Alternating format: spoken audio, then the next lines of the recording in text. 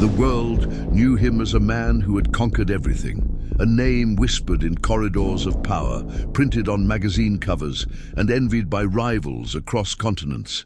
He was the kind of man whose presence filled a room, not because he was loud, but because everything about him seemed larger than life. The immaculate suit, the calculated silence, the confidence that came from knowing that a single decision from him could change the fate of thousands. He had built an empire from nothing, his.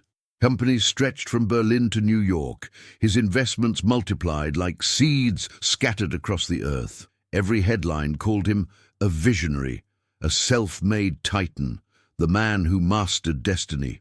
But no article, no photograph, no award ever captured the truth. For beneath the expensive suit and the golden tie-pin, behind those grey eyes that once burned with ambition, there lived a man consumed by quiet sorrow, a sorrow so deep that it hollowed him from the inside, invisible to the world, but unbearable in silence. His mansion, sitting atop a hill overlooking the city, was a masterpiece of modern architecture, walls of glass, polished stone floors, fountains that whispered endlessly in the courtyards. It looked like paradise to everyone who visited. But for him, it had become a prison of mirrors, every reflection showing him not success, but loss. Because despite all his achievements, his money, his influence, he could not give his son what every father takes for granted, the gift of sight. His boy, born under the glow of hospital lights, came into the world with closed eyes that never opened. The doctors called it a rare congenital condition, a string of medical words that offered no comfort and no cure. He remembered the day vividly, the day the nurse placed the newborn in his arms, the tiny fingers wrapped around his thumb, and for a moment he believed everything would be all right, until he saw the look in the doctor's eyes, that quiet professional pity that no parent ever forgets. "I'm sorry," the doctor had said. "Your son may never see." The words echoed through his mind like a curse. He threw money at the problem, as he always had. He hired the best ophthalmologists from Europe, brought in neurosurgeons from America, experimented with treatments in Asia. Each time he hoped, each time he fell deeper into despair. His life became a schedule of hospitals and disappointments. Every morning he sat in sterile rooms, staring at brain scans and medical charts, pretending he understood them. He watched as specialists promised results, and he watched those promises dissolve into nothing. The boy grew up surrounded by sound instead of light. He learned to recognize his father by his footsteps, his voice, his scent. And though he smiled, there was a sadness in that smile, a quiet acceptance that hurt more than tears ever could. The mansion, once filled with laughter and celebrations, became eerily silent. The staff whispered when they cleaned the halls, careful not to disturb the master's grief. The boy's mother, fragile and heartbroken, had passed away years before, and now father and son lived together in a house filled with echoes of what once was. The millionaire stopped attending parties. He stopped giving speeches. He stopped believing that life had any meaning beyond the numbers on his business reports. He was a man who once spoke to hundreds, yet now he could not speak even to himself. Each night he walked alone, through the long corridors, past portraits of his ancestors, men who had conquered wars, built fortunes, ruled industries, but none of them had ever faced a battle like his, the battle against the silence of heaven. Sometimes he would pause by the boy's door. He would listen to the faint sound of his son playing the piano, not perfectly, but with emotion so pure it broke him inside. The melodies were soft, hesitant, like a child calling out into the dark for someone who might never answer. One evening he finally gathered the courage to step inside. The boy turned toward the sound of the door. "Father?" he asked, his voice gentle, almost uncertain. "Yes, my son," he replied, forcing a smile. "Can you describe to me," the boy said, "what light looks like?" The man froze. His throat tightened. He had faced boardrooms filled with sharks, argued with presidents, negotiated billions, but he couldn't answer his own child. He wanted to say something poetic, something comforting, but all that came out was a whisper. "It's warm, like the sun on your face." The boy smiled faintly. "Then I can feel it," he said, "every morning when I stand by the window." And in that moment the father realized something that terrified him. His son, who could not see, felt more alive than he did. Time passed. Seasons changed, but inside the mansion, time felt frozen. The man grew colder, quieter, more mechanical. He functioned, that was all. He worked, he signed documents, he attended meetings, but his heart was no longer in any of it. At night, he would stand by the massive windows of his study, looking out over the city lights that stretched endlessly below. He used to find comfort in that view, a reminder that he had built an empire. Now, those lights mocked him. They reminded him of what his son would never see. He whispered to the empty room, "If there's a God, why would he let this happen? Why give me everything, and then take away the only thing that matters?" The morning sun spread its golden fingers over the horizon, touching the glass walls of the massive mansion. Every beam of light shimmered on marble floors, crystal chandeliers, and paintings worth more than most people's homes. But despite all its splendor, the house felt dead. It was the kind of silence that didn't bring peace, only emptiness, the kind that made footsteps echo like distant ghosts. The maids whispered to each other as they worked, careful not to disturb the air of cold authority that ruled. Every corner, even laughter, felt forbidden here. That was the morning Helena arrived, a woman of simple grace. She wore a faded blue cleaning uniform and carried an old, dented bucket that clinked with brushes and bottles. Her shoes were worn, her hands rough, but her eyes were soft and deep, like the calm before dawn. No one paid attention to her as she walked through the grand gate. She wasn't anyone important, just another cleaner, invisible among the gold and glass.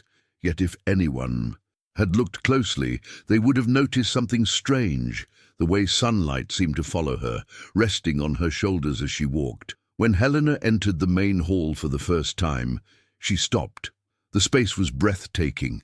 A ceiling high as a cathedral, filled with silent chandeliers that had long forgotten how to shine with joy. She closed her eyes for a moment and whispered a prayer. May peace find a home here again.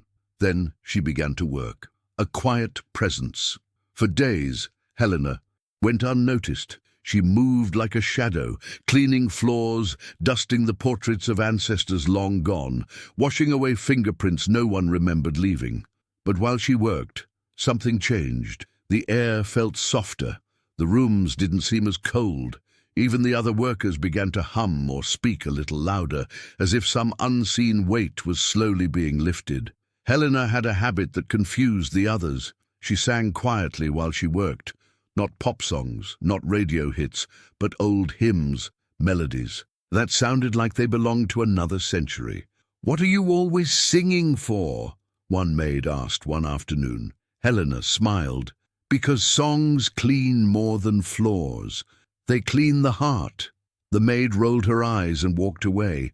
But later that night, she caught herself humming the same tune without realizing it. The first meeting. One afternoon, Helena was assigned to clean the music room, a grand space filled with instruments that hadn't been touched in years. Dust danced in the sunlight, falling gently over the polished black piano like a thin veil of sleep. As she wiped the piano, she heard a sound, soft, hesitant notes, like a whisper of life trying to rise again. She turned. At the far end of the room, sitting on a stool too high for him, was a young boy. His pale fingers moved across the keys slowly, searching, exploring. His eyes were blank, the kind of blindness that carried both mystery and sadness. Helena didn't move. She watched him for a while. The boy's expression was peaceful, almost angelic, but there was a deep loneliness there too. Finally, she spoke softly, afraid to startle him. "That's a beautiful melody." The boy paused and turned his head toward the sound of her voice. "You think so?" he asked quietly. "Yes," she replied. "You play with your heart, not just your hands." "I can't see what I play," he murmured. "Maybe that's why it's beautiful," she said gently. "You feel what others can't." The boy smiled faintly. It was small, fragile. But it was the first real smile he had shown in days. A bond begins. From that day forward, Helena became part of his daily world.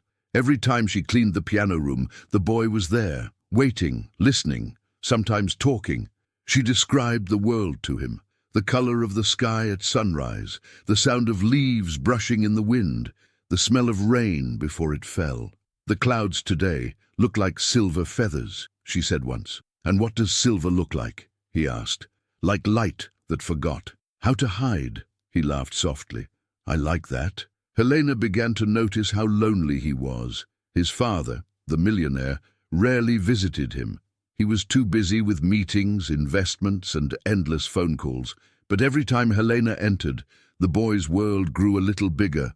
"Do you think I'll ever see?" he asked her one day. She thought for a long moment, her eyes glistening with quiet faith. "I think," she said, "that sometimes we must first learn to see with the heart before our eyes can follow." The father's shadow. One evening, while Helena and the boy were talking softly by the piano, a shadow appeared at the door. It was Mr. Donovan, the millionaire himself. Tall, proud, his face sharp as a blade carved by pride and years of isolation. He watched them in silence. The sight of his son smiling, something he hadn't seen in so long, should have brought joy. But instead, it brought suspicion. Finally, his voice sliced through the air. "What do you think you're doing?" Helena froze. The boy flinched. "I'm sorry, sir," Helena said, turning respectfully. "I was only keeping him company while I worked." "Company?" he repeated coldly. "You're a cleaner. You're paid to work, not to entertain my son with meaningless chatter." Helena lowered her eyes. "Forgive me, sir. I only meant to—" "You meant nothing," he interrupted. "Do your job and leave him alone." The boy's small hands tightened on the piano keys. "Father, please," he whispered. "She tells me what colors sound like." For a moment, the man faltered. Then his face hardened again. "Enough. You don't need her imagination. You need doctors, not dreams." Helena's voice trembled slightly, but her words were calm. "Sometimes, sir," she said, "a kind word can heal what medicine cannot." He stared at her, his expression unreadable. Then he turned away. "You forget your place, woman." As he left, Helena whispered almost to herself, "Sometimes the place we are given is where miracles begin." The night of uneasy hearts that night, Mr. Donovan couldn't sleep. He wandered the mansion's endless corridors, haunted by memories of laughter long gone. His wife had died years ago, leaving a hole in his heart that money couldn't fill. He had buried himself in work, in numbers, in things that didn't breathe. But now there was this woman, this stranger who spoke of hope as if she had seen heaven. Why did her words bother him so much? Why did they echo in his chest like a forgotten prayer? He stopped outside, his son's door. Inside he could hear the boy humming, softly, peacefully. It was the same hymn Helena had been singing while cleaning. He listened for a long time, and when the boy whispered the words, "Let there be light where there is none," the father felt his throat tighten. For the first time in years, he whispered a prayer. "If light still exists for people like me, show it to me again." A small change. The next morning, something subtle shifted. Mr. Donovan passed Helena in the hall. She lowered her eyes as always, but this time he didn't ignore her. He paused, only for a heartbeat, and nodded slightly. It wasn't much, but it was enough to make Helena's lips tremble into a smile. From that day on, she continued her quiet work. The boy grew happier, more alive. The mansion, once suffocating with silence, began to breathe again. The cook began to whistle while preparing meals. The maids laughed softly among themselves. Even the air felt lighter, as if the house itself had begun to heal. And through it all, Helena remained unseen, a quiet force of grace moving through marble and glass, bringing warmth where there had been only emptiness. No one knew it yet, not the boy, not the father, not even Helena herself. But the miracle that would soon unfold, the one that would make the blind see and the proud fall to their knees, had already begun. The days passed with an almost sacred rhythm, each morning spilling light over the mansion's cold marble floors, yet carrying with it a warmth that no one could quite name. Helena moved through the house like a quiet current of life, unnoticed by the wealthy men and women preoccupied with their transactions, their power, their endless ambitions.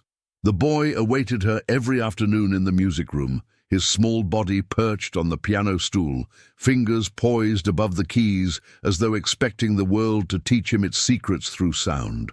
When Helena entered, a soft sigh of air seemed to follow her, brushing past the polished surfaces and the hanging chandeliers, carrying with it a scent of lavender and rain, and something indefinable that made the mansion feel less like a fortress and more like a home. She spoke to the boy in gentle, deliberate tones, describing colors he could not see, the warmth of the sun on his skin, the delicate scent of roses in the garden outside, and the way the light moved through the trees like a quiet symphony.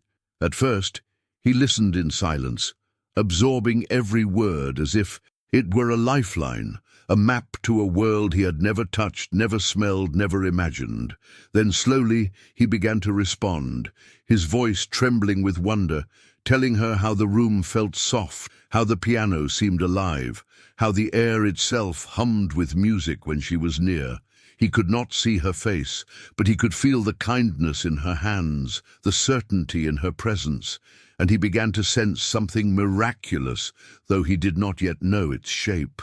Helena watched him closely, noting the smallest changes in his expression, the faint spark in his pale eyes, the way his hands lingered longer on the keys, pressing them with a curiosity that seemed almost sacred. She guided him gently, teaching him to see, not with eyes, but with the mind and heart, showing him that the world was alive with invisible textures, with colors that could be felt in the chest, with melodies that could be heard in silence. One evening, as the sun dipped below the horizon and painted the sky with strokes of gold and crimson, the boy reached for her hands, pressing them against his face, as though to draw strength from the warmth he could feel.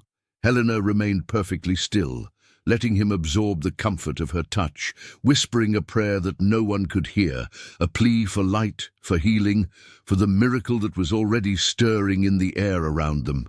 In that very moment, something shifted.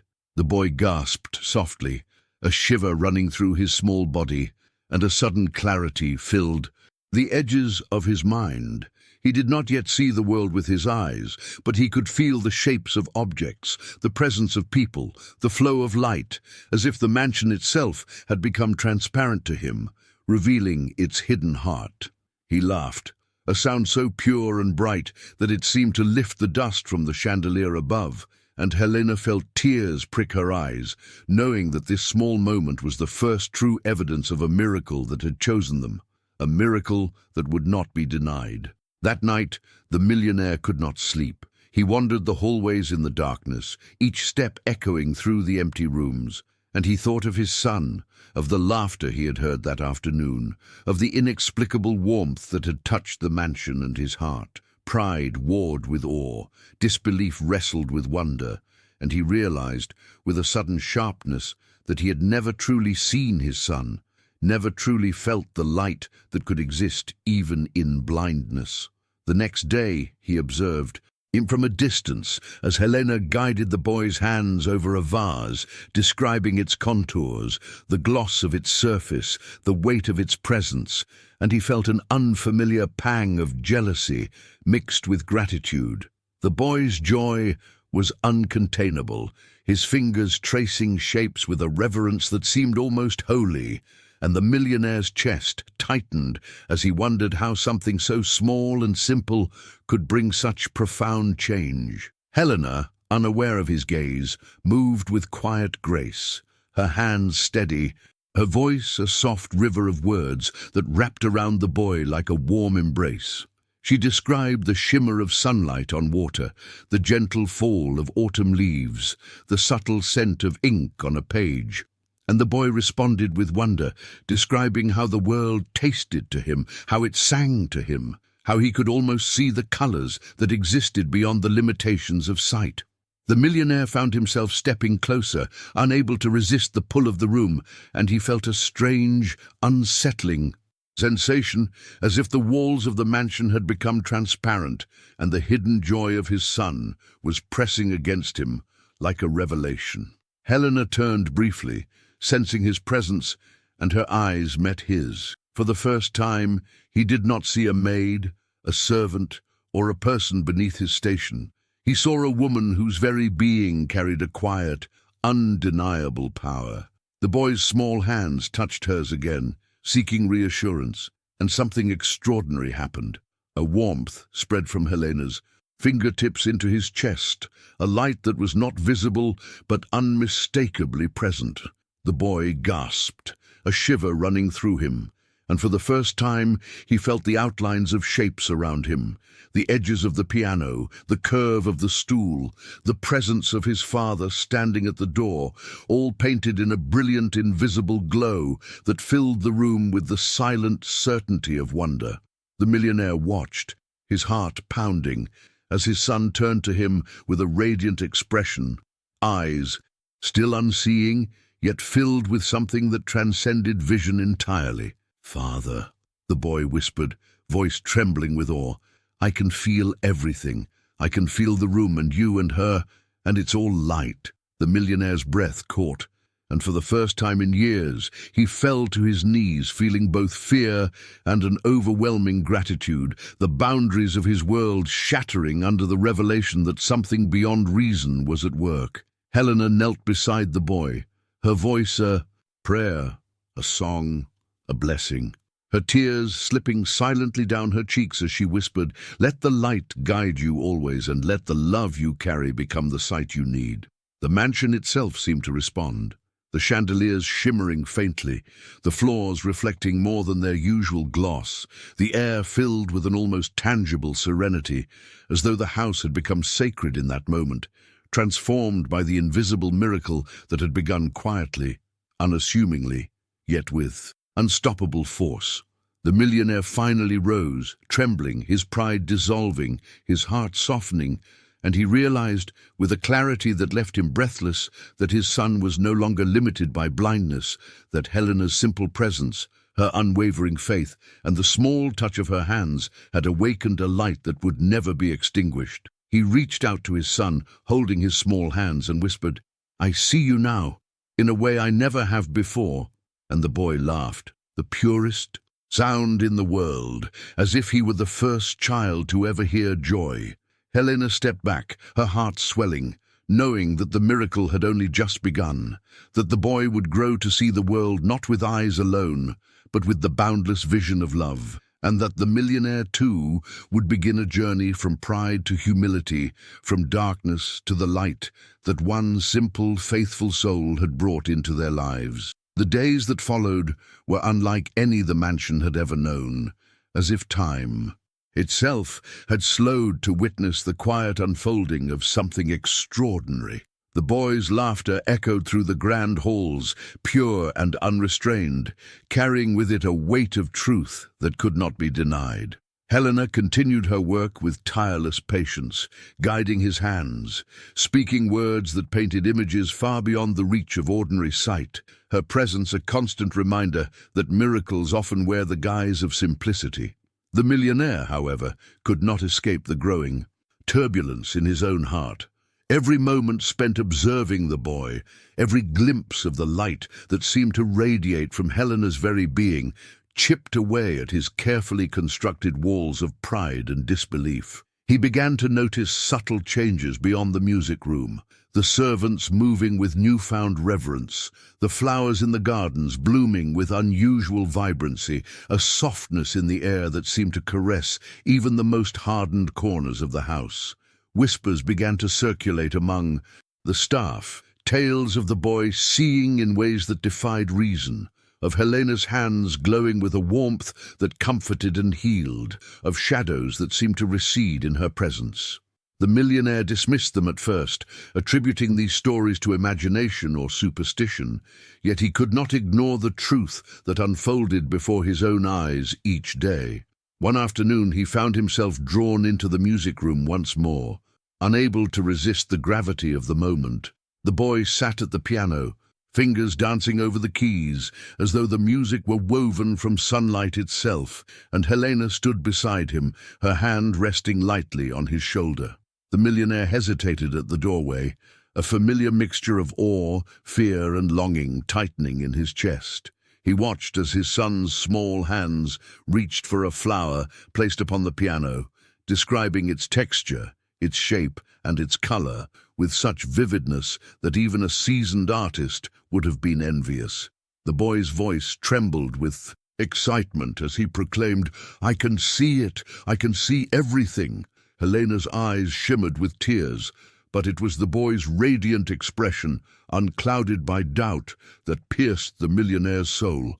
He realized, with a jolt of clarity, that this was not a trick of perception or a fleeting imagination. It was a truth that transcended the physical, a revelation that demanded acknowledgement. The billionaire stepped forward slowly, each movement deliberate, his mind racing with a storm of disbelief and wonder. He watched as his son turned to him, pointing toward the sunlit window with an intensity that left him breathless.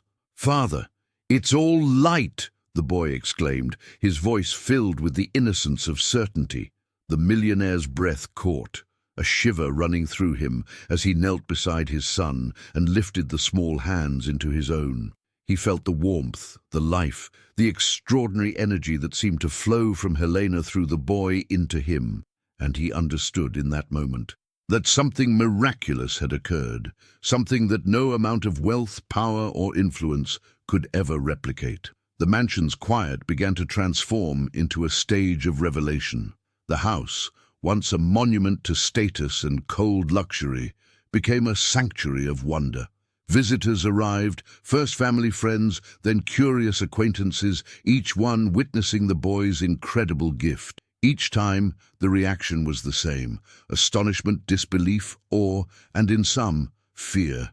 Journalists and doctors eventually made their way to the mansion, attempting to explain the phenomenon with science and psychology, but no formula could capture the depth of the boy's perception or the quiet, unwavering faith that Helena exuded. The millionaire faced his own trial of conscience.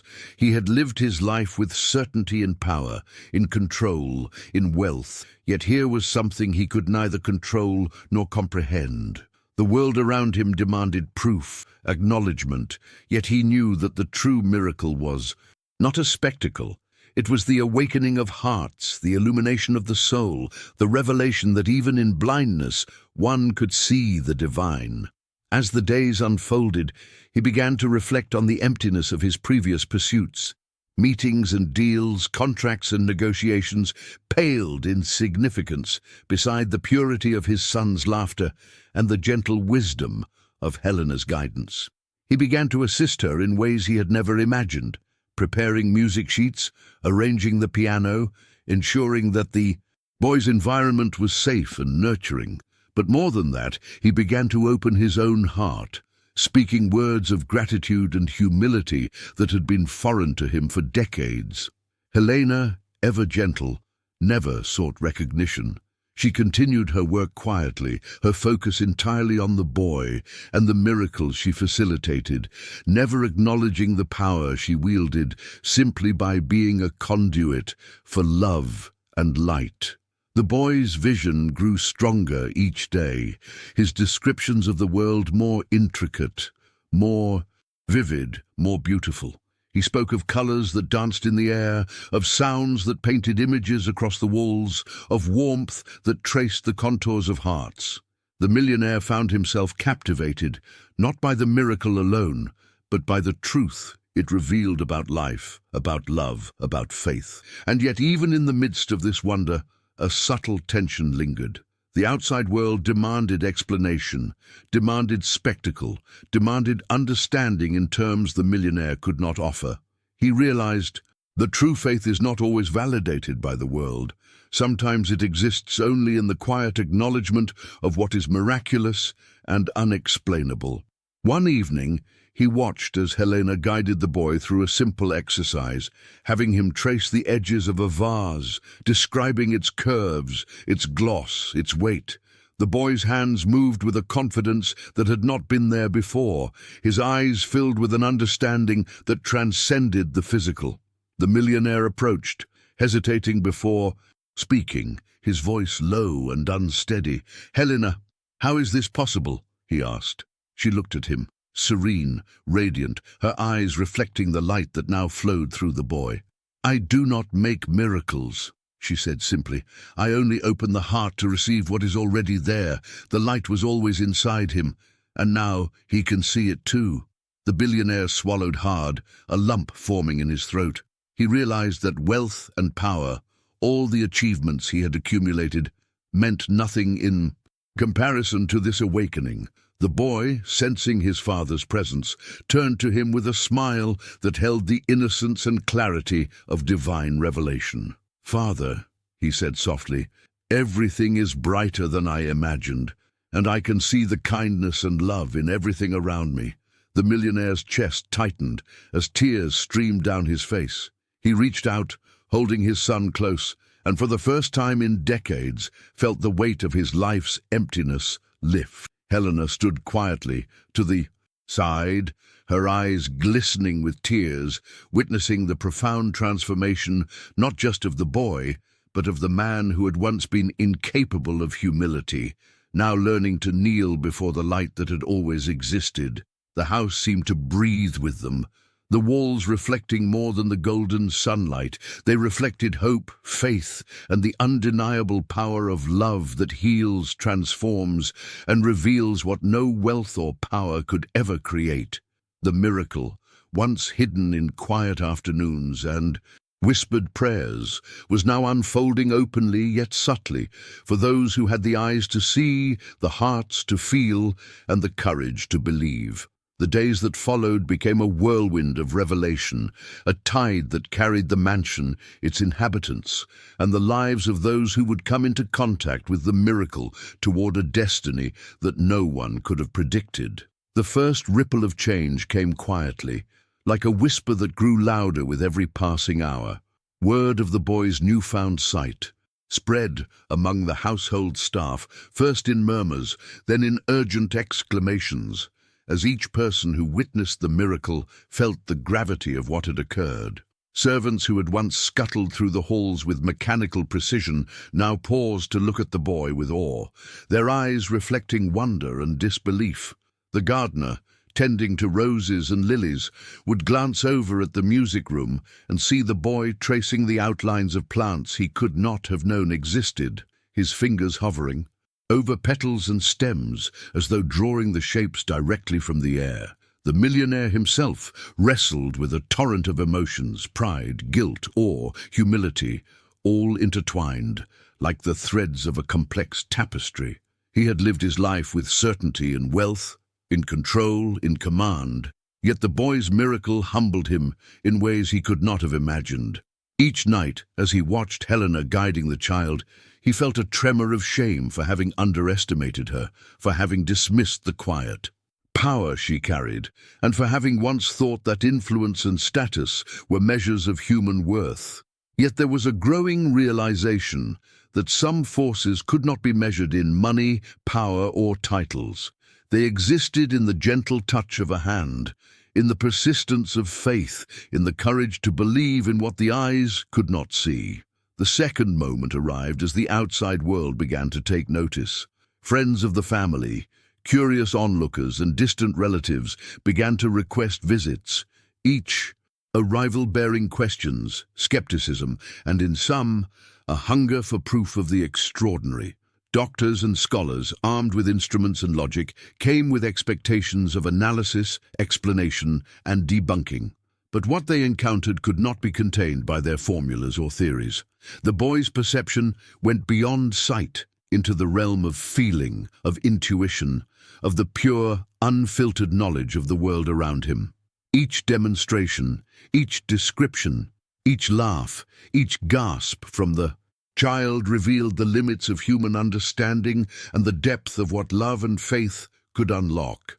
The millionaire watched it all, his pride tempered by awe, his mind racing with questions of responsibility, morality, and truth. How could he protect the boy from exploitation? How could he ensure that Helena's guidance remained untainted by greed or manipulation? And yet, the answers seemed to be hidden in the quiet moments when the boy simply reached out for her hand, trusting, believing, and receiving the miracle with a purity that defied calculation. The third and most profound moment arrived in a convergence of hearts and souls, a day that would forever remain etched into the millionaire's memory. Helena led the boy into the grand hall, a room filled with sunlight that streamed through stained glass, casting patterns of crimson, gold, and violet across the polished floor. The millionaire followed, standing at the edge of the light, his chest tight with anticipation and fear. That day, the boy's perception reached a climax. The outlines of objects became vivid, their presence undeniable. The warmth of living beings became visible as glowing auras that traced their forms. The invisible threads of love, attention, and care that connected each human being became palpable. He laughed with a joy so radiant that the millionaire felt it ripple through his chest, leaving a hollow ache of regret and gratitude intertwined. Helena knelt beside the boy, whispering prayers that mingled with his laughter, guiding him through the intricate dance of shapes and colors, teaching him to navigate a world previously invisible, now luminous with divine clarity. Witnessing this, the millionaire fell to his knees, overcome with a torrent of emotion.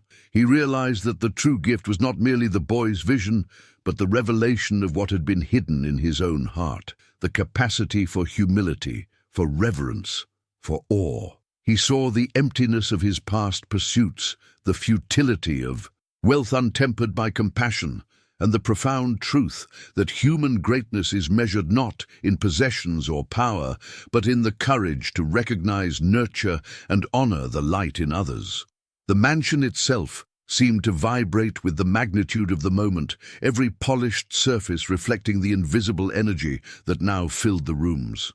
Servants, visitors, and distant family members felt it too, a quiet hum that coursed through the air, compelling each person to kneel, to whisper, to weep, to bow in acknowledgement of the miracle unfolding. For the millionaire, the experience was both humbling and transformative. He approached Helena, offering his hands, words catching in his throat, an apology unspoken but deeply felt.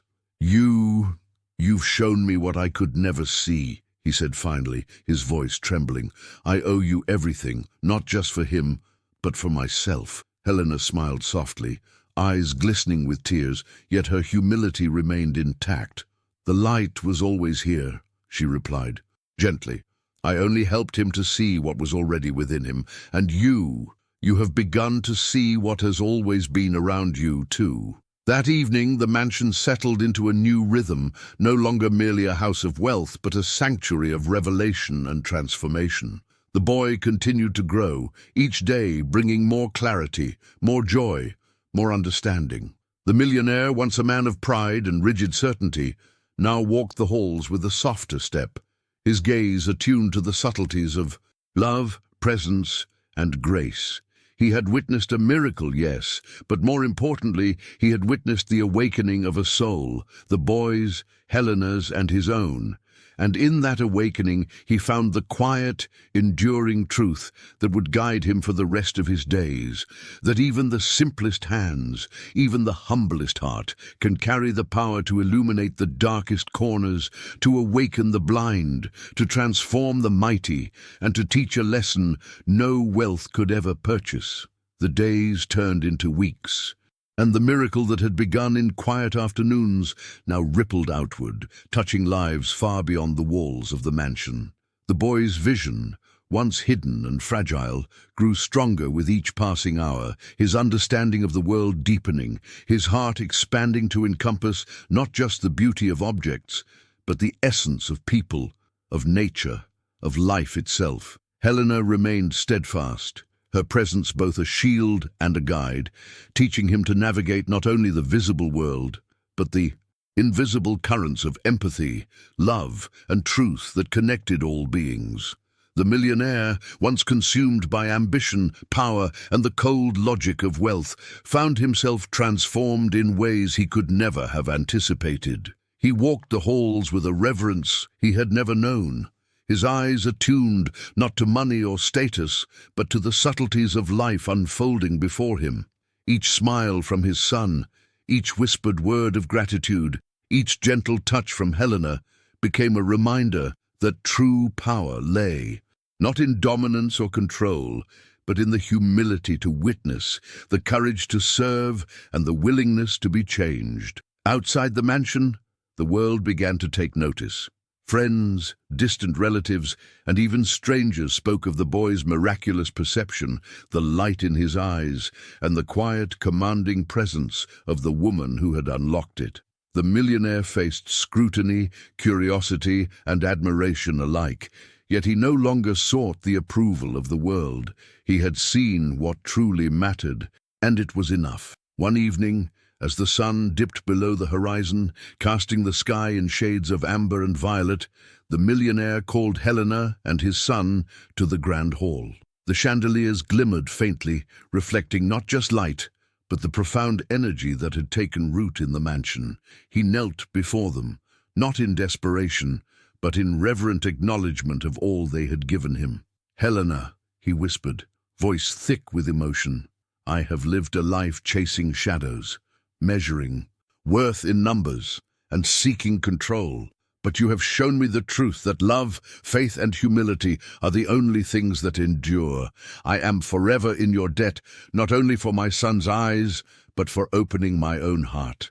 Helena's eyes shimmered with tears, yet she remained composed, a gentle smile touching her lips.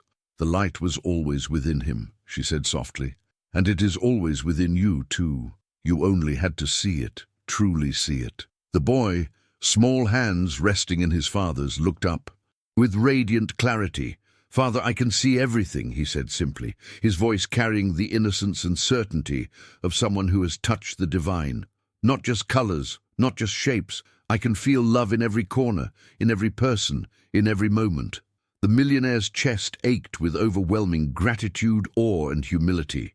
He realized in that instant that the world he had known, the world of wealth, transactions, and social prestige, was insignificant compared to the miraculous awakening that had taken place within his own home, within his own heart. News of the miracle spread further, but the true lesson remained intimate, known fully only to those who had witnessed it firsthand. The boy continued to grow, his understanding of the world transcending mere vision, learning to perceive the unseen connections that bound all life together. Helena guided him tirelessly, yet with quiet pride, knowing that the work she had done was not about recognition, but about awakening. What was always present, the millionaire, forever changed, dedicated himself to service, generosity, and humility. He used his wealth not to dominate, but to nurture, to heal, and to illuminate the lives of others. He spoke openly of the miracle, not for fame or acclaim, but to remind the world of the unseen power of love, faith, and courage. The mansion, once a symbol of cold opulence, became a sanctuary, a place where miracles were acknowledged, where hearts were opened, and where the extraordinary could unfold quietly, naturally, profoundly.